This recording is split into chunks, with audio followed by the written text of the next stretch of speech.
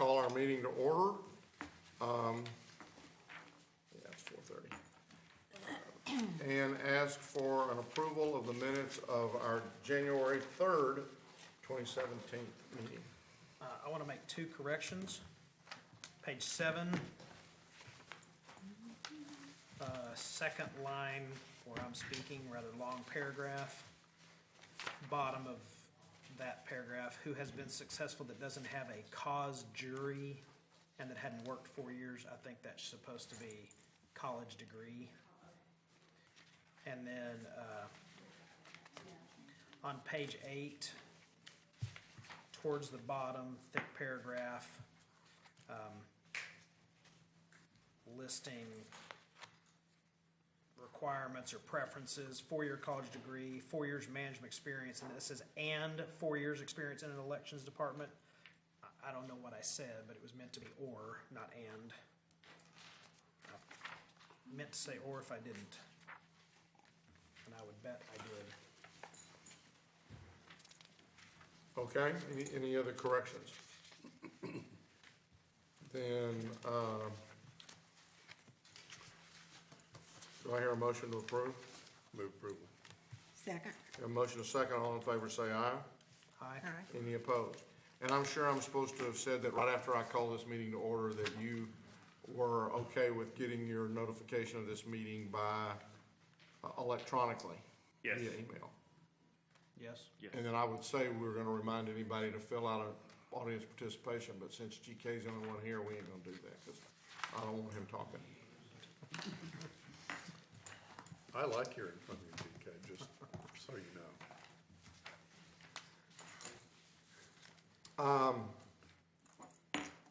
The next, well, I tell you what, let me just, as we talk through this, we're probably gonna go back into closed session, to talk a little bit about the election administrator. As far as doing that now, if we were to go ahead and have, Stephen give us an update kind of on the local elections, I'm not sure there's a reason for him to stay around or for them to stay around for the rest of the election meeting. Am I right, wrong, or? So it's up to them whether they stay or not. Oh, certainly. I mean, I'm not kicking them out. Okay. I'm just saying they ain't going back there, and then we'll come out here, and we may discuss some stuff out here too, so certainly y'all are welcome to do that, but I just hate for you to sit around here twiddling your thumbs while we're back there doing that, so. Mr. Vickers? Good afternoon. Good Good afternoon. afternoon. Afternoon. So you guys know we got a May 6th election approaching pretty quick, and just kind of wanted to touch on some items first. The DOJ back in mid-December handed down a new requirement for the Vietnamese language that we had to be in compliance with by this May election. We reached out to all the entities and let them know that their ballot language would have to be provided in a third language. And we've also reached out to the Secretary of State's office, Harris County, and Commissioner Wynn's office for guidance and help, and all of them have been real helpful in getting through this. We've been working with purchasing for a long-term agreement with recording the audio for the ballot for translation needs. But meanwhile, we think we can piggyback off of Harris County's contract for their translation service. And so we went out and got a couple of quotes, and we're still a few documents shy on that, but right now we're around 14 grand for those, so we're well under the $50,000 threshold, so that's a good, that'll speed us up to get through this election, and then we can go out for bid for long-term items, and like I said, especially going with the recording of the ballot. That's going to be the probably the most expensive over the life of our equipment, and then we'll go from there with Jack. But we have in May, as of Friday, 56 entities that are going to be contracting with us. Now those will dwindle down some as we pass some of the deadlines. They'll be able to cancel their elections.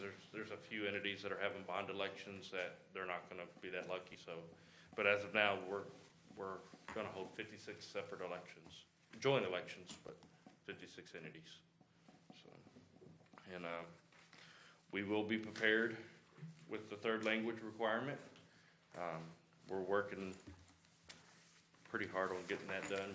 We think we see the light at the end of the tunnel, but we still know there's a long road ahead of us. The ballot, you talked about, this with, getting with Jack on that. Do you have a system that is possibly under, I mean, do you have a system that you like and that you favor? And is that, available under a state contract? So it's proprietary, it's part of our voting system. And so we have a vendor come in and, are you talking about new equipment or just the? I'm just talking about the ballot, The audio portion of it? the roll part, isn't there what was the thing that you were looking at putting on? Was it a tablet type of a thing? That's the e-poll book. Okay. Okay. So yeah, the e-poll book, yes, I do have a favorite, and it's the name. Can you tell me the Apple one off the top of your head? I can't think of the name of the company right now, but it's a Apple product. It's a iPad, and it's attaches wirelessly to a printer. And so the voter comes in, they sign on that tablet, and it checks them into the database just like we do now, but it's using an iPad instead of a whole computer and printer. So the footprint of it's pretty small, and it's relatively cheap. It's around $1,200 to $1,500 per polling place.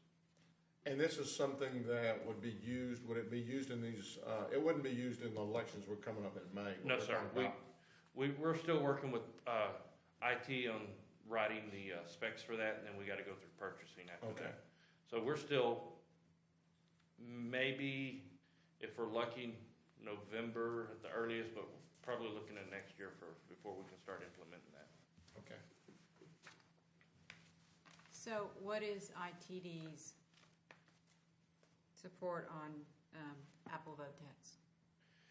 What are their thoughts? Because they're very, we don't get tablets, we don't Right, get- they're not real supportive of it, but at the same time, this company supports it. This What company? I can't think of the name of, Vote Text is the Apple product. no, VOTEC is the current voter registration system we're using for our VR, and we do have a poll book module through them, but they don't offer a tablet solution. We have to put a computer at each one of the polling places. Okay. And you're wanting an Apple product. Yeah, the problem with the Windows tablet, I mean, that I've seen is you have to have all these additional pieces of equipment. You can't use it for the signature pad. The camera on it doesn't work to scan the driver's license. And the iPad the companies that are using the iPads have mastered that, and they work great. But the Windows tablets don't. So if you go to a Windows environment, you have to have a laptop with scanners and driver license swipes. You have to have additional printers. With the iPad, you just have an iPad and a printer. So ITD is not crazy about Apple product? They're not crazy about it, but they also said they're not necessarily opposed to it. If we can write the contract to where the vendor is gonna support us and not them. But again, that's something that we'd be looking for in a November election or. At the something. earliest. Nothing in this May. Correct. As far as this May goes, the only thing that we're facing that would be different than what we have had in the past is producing the Vietnamese ballot. That's correct. Okay. Can I go back a second and ask a question? Have you, Ann, or has anyone reviewed the Voting Rights Act as amended in July 2006 to determine if we agree with this requirement that we do what they're saying we're supposed to do? Or did we just take it and say, oh, okay? The language, I haven't looked at it recently. I know that the language requirement is in there, and it's triggered by population, and that has been there for a number of years. I don't know that there've been any changes on the language, but we get notified by the federal government when the language trigger happens. That's correct. No, to your direct question, and we certainly can look at it, but the language issue, is kind of a long-standing, I don't think I've ever seen anyone challenge the language, the numerical language requirement, so I'm not sure that there's any challenge out there that we're taking down.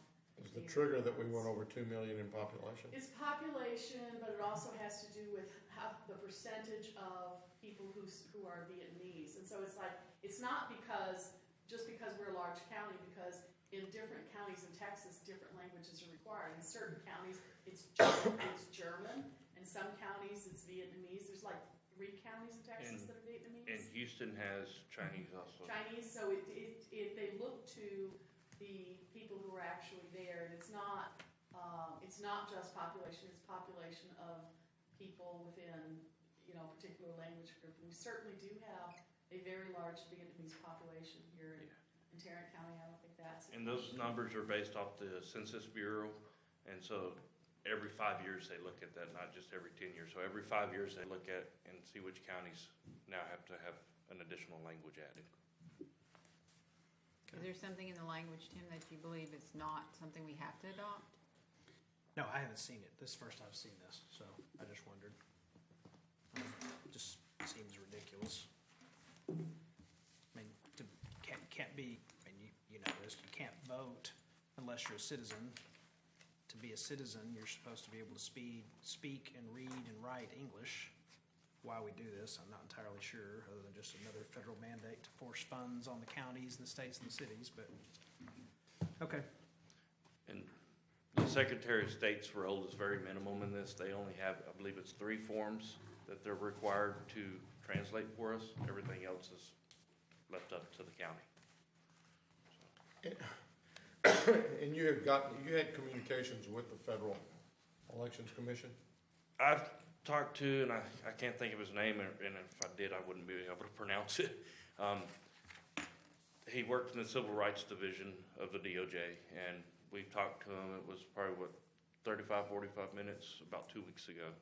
And we just went over, I put together a little, in your packet, there's a little game plan of the steps that we're taking, and that's what I went over with him. And he was very satisfied with the steps that we're taking. He also provided some additional advice, like, talking to Orange County, California. They have, I believe, 8 languages they have to have everything translated in. So he gave us some information to go to their website and look at, and it was a pretty useful conversation we had with him. And, we told him exactly what our game plan was, and he was happy with the direction we were moving. We also reached out to all the entities, not once but twice, to make sure they were realizing it, and we are tracking. And we've talked to, as of today, 42 out of the 73 entities Tarrant County has. And 42 of them know 100% they have to provide this, even if they're not on the ballot this time, that there is that language requirement. And we're continuing to reach out to the 31 that we haven't heard from. Okay. Any other questions at this time? One other question I guess I have, and it goes back to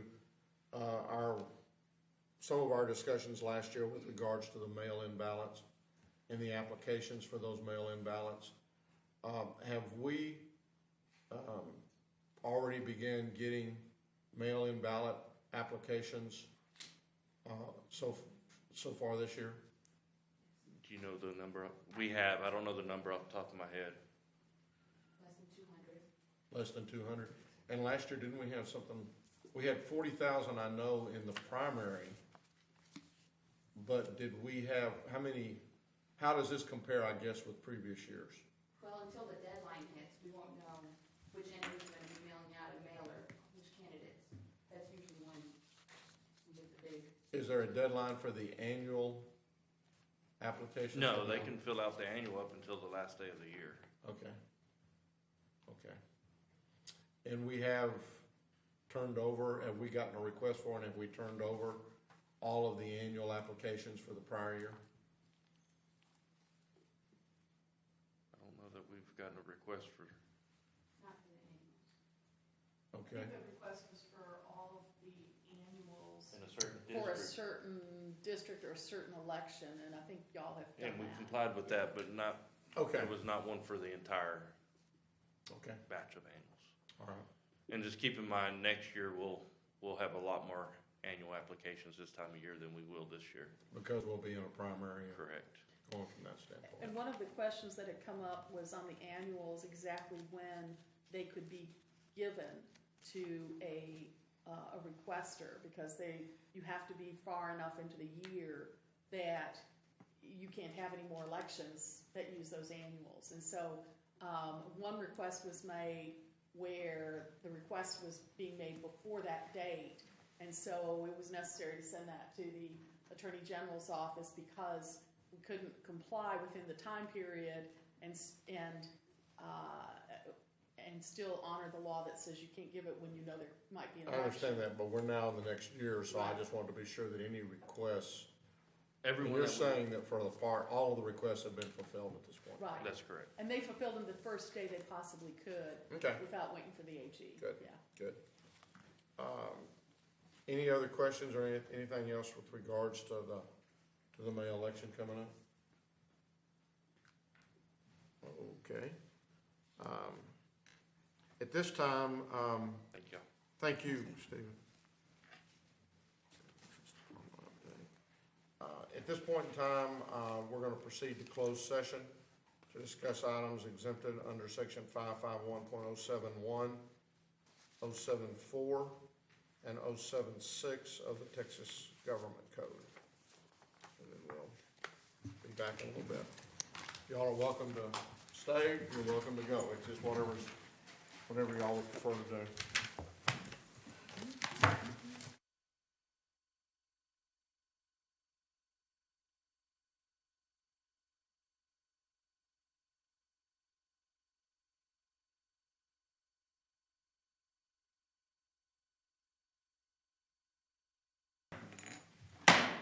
Having returned from our closed session and there being no business to conduct at this time, we are adjourned.